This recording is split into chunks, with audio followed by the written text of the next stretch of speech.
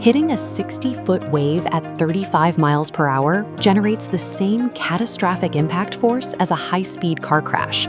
The difference is the vehicle weighs 100,000 tons and carries enough firepower to level a city. Most ships survive rough seas by slowing down to minimize the impact.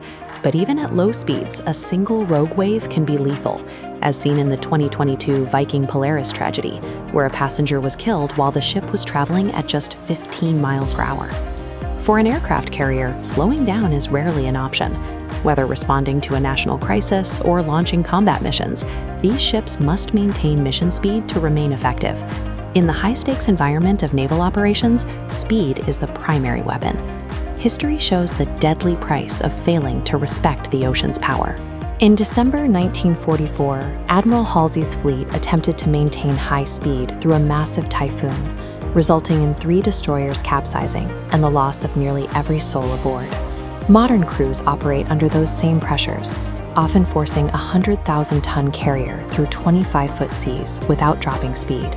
It requires a massive crew of 5,000 people to work in perfect alignment just to keep the ship upright and functional. Surviving a storm at 30 knots isn't a passive act of endurance.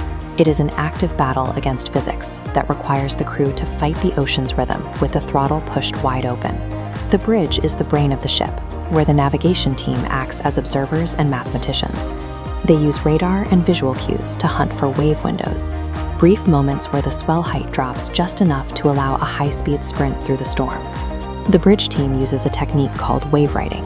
They accelerate the carrier over smaller sets of waves and then sharply decelerate right before hitting a massive crest, timing the impact to minimize structural stress. One mistake in timing can be catastrophic.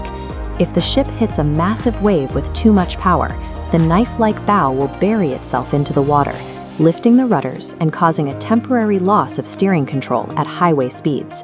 Survival at this level depends entirely on the bridge team's ability to predict the ocean's behavior before the water ever strikes the hull. On the flight deck, the crew faces a different physical challenge, catching a 40,000-pound fighter jet traveling at 150 miles per hour while the ship pounds through heavy seas. The runway is moving forward at 30 knots, while simultaneously pitching 30 feet up and down. This vertical motion is violent and unpredictable, leaving pilots with less than 3 seconds to make landing adjustments. To land safely, landing signal officers utilize deck motion compensation. They aren't looking at where the deck is now, they are calculating exactly where the deck will be at the moment of touchdown to ensure the aircraft doesn't slam into a rising runway.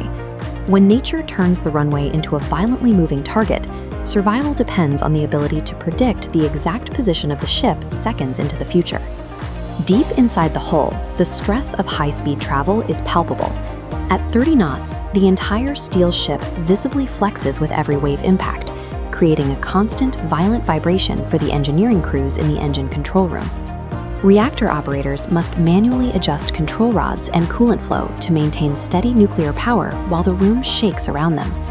A single failure in these systems would leave the ship helpless and drifting in deadly seas. When the waves cause structural damage, damage control teams must perform repairs during a liquid earthquake. They weld buckled plates and shore up compartments while the ship continues to pound through 40-foot seas at full mission speed. Maintaining the ship's internal integrity requires sailors to manually anchor and stabilize the very systems nature is trying to shake apart. Operating at these speeds takes a massive physiological toll. The constant motion makes sleep nearly impossible and creates extreme physical stress that rapidly degrades the crew's reaction times and decision-making abilities. Medical teams face the ultimate challenge, performing emergency surgeries while the ship pitches violently. They use specialized restraints to immobilize patients, relying on their experience to operate under conditions that would be impossible in any civilian hospital. To mitigate these risks, the Navy is turning to new technology. MIT-developed systems can now predict rogue waves minutes before they hit, giving crews a critical window to adjust their heading or secure equipment. Artificial intelligence is now being used to analyze thousands of weather data points in real time, calculating the optimal path through dangerous wave fields to maintain speed while minimizing structural stress on the hull. Crews also utilize advanced virtual reality simulators to drill for these exact scenarios. These systems allow bridge teams and flight deck crews to practice their synchronization in 60-foot waves without risking the ship or their lives. While advanced technology and nuclear power provide the capability, the carrier's safety record ultimately rests on its people. The successful transit of a 100,000-ton warship through a storm is the result of thousands of individual specialists, from the engine room to the flight deck, performing their roles with absolute precision against an unstoppable force.